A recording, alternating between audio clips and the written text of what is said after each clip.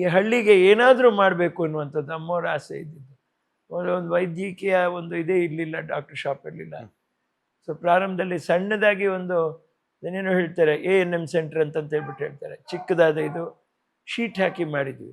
ಆನಂತರ ಇನ್ನೂ ಒಂದು ದೊಡ್ಡ ಮಟ್ಟದಲ್ಲಿ ಆಗ್ಬೇಕು ಕಣೋ ಅಂತ ಹೇಳ್ಬಿಟ್ಟು ದೊಡ್ಡ ಪೋರ್ಷನ್ ಒಂದು 3 ಎಕರೆ ತಮಿಳ್ನಾಡು ಮಾರಿದಾಗ ತಕ್ಷಣ ಆಸ್ಪತ್ರೆ ಮಾಡಿಸು ಅಂತಂತೇಳಿ ಮಾಡಿಸಿ ಆವತ್ತಿನ ಮುಖ್ಯಮಂತ್ರಿಗಳು ಬೊಮ್ಮಾಯಿಯವರು ಬಂದದ್ದು ಉದ್ಘಾಟಿಸಿ ಇವತ್ತು ಚೆನ್ನಾಗಿ ನಡೀತಾ ಇದೆ.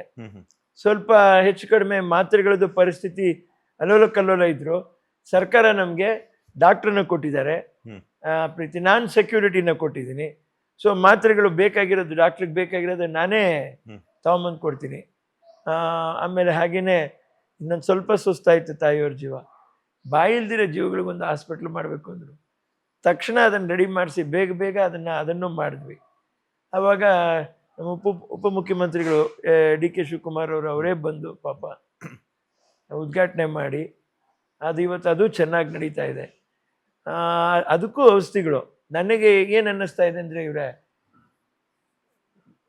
ಸರ್ಕಾರ ಅಮ್ಮವ್ರಿಗೆ ಗೌರವ ಕೊಟ್ಟು ಸ್ಪಂದಿಸಿ ಅಮ್ಮವ್ರು ಕಟ್ಟಿಕೊಟ್ಟಿರ್ತಕ್ಕಂಥ ಸೂಪರ್ ಸ್ಟ್ರಕ್ಚರ್ಗೆ ನಿಜವಾದ ಒಂದು ಜೀವನ ಕೊಟ್ಟು ಡಾಕ್ಟ್ರನ್ನ ಕೊಟ್ಟು ಕಳಿಸ್ಕೊಟ್ರಲ್ಲ, ಅವರಿಗೆ ನಾವು ಯಾವತ್ತೂ ಚಿರಋಣಿಯಾಗಿದ್ದೀವಿ. ನಾನು ಯಾವುದೇ ವಿಷಯ ಹೇಳಿದ್ರು ನನ್ನ ಸ್ವಾರ್ಥಕ್ಕೆ ಯಾವತ್ತೂ ನಾನು ಮಾತಾಡೋದು, ನನ್ನ ತಾಯಿಯವರು ಹೇಳ್ಕೊಟ್ಟಿರೋದು.